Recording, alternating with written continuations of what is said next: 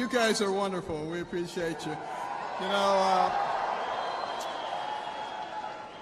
Mr. President, thank you for inviting me to this wonderful gathering. And thank you so much to the beautiful people of Phoenix and all the hardworking men and women of Arizona for hosting us this evening.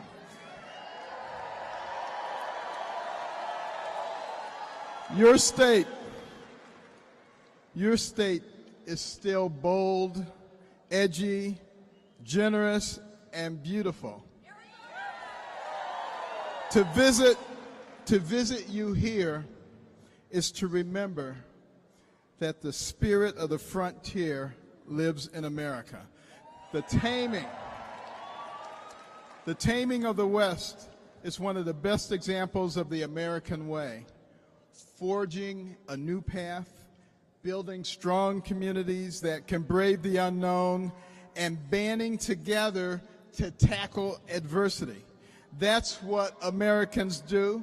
That's what we have always done. That's why we're the can-do people. That's why we rose from nowhere to the pinnacle of the world faster than anyone in history. And that is what President Trump believes in, too.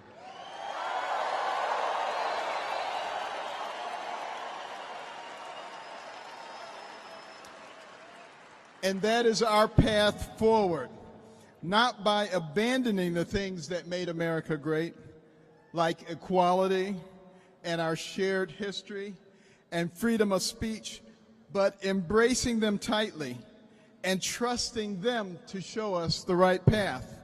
Every time our nation has encountered forces of bigotry and division from within or without, America has always left those cancerous ideologies in the rearview window.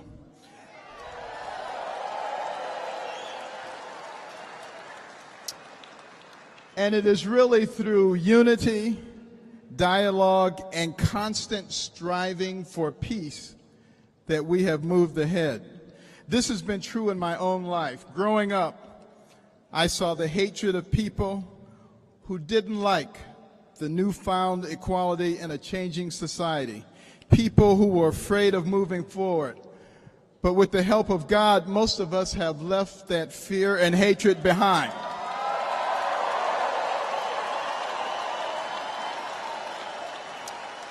And you know, our lives are too short to let our differences divide us. Because at the end of the day, our differences are nothing compared to our shared humanity and the values that unite us.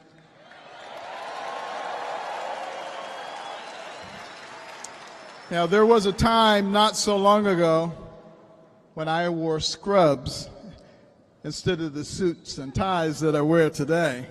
Like all doctors, I was dedicated to healing people without regard to race or gender or religion or political opinions. Under the bright lights of the operating room, their organs could not be distinguished by any of those things. Those elements of our essential humanity. They were the same brains, the same hearts, the same tongues, the same hands.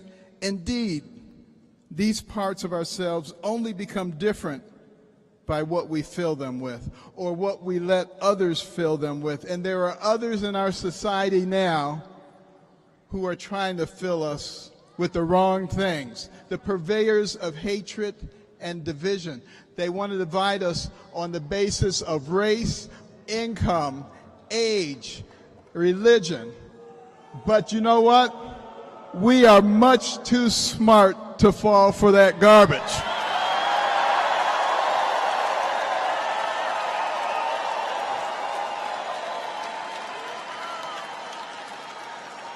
And we, the people of America, will choose to fill our brains with knowledge over ignorance, our hearts with love instead of hatred, our tongues with words of respect instead of slander, and our hands will be filled not with steel and stone, but proudly holding our Star-Spangled Banner, under which so many have sacrificed, under which we now gather in freedom, under which, God willing, our children shall live together in freedom.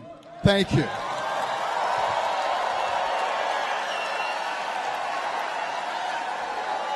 And now we have a real treat. A wonderful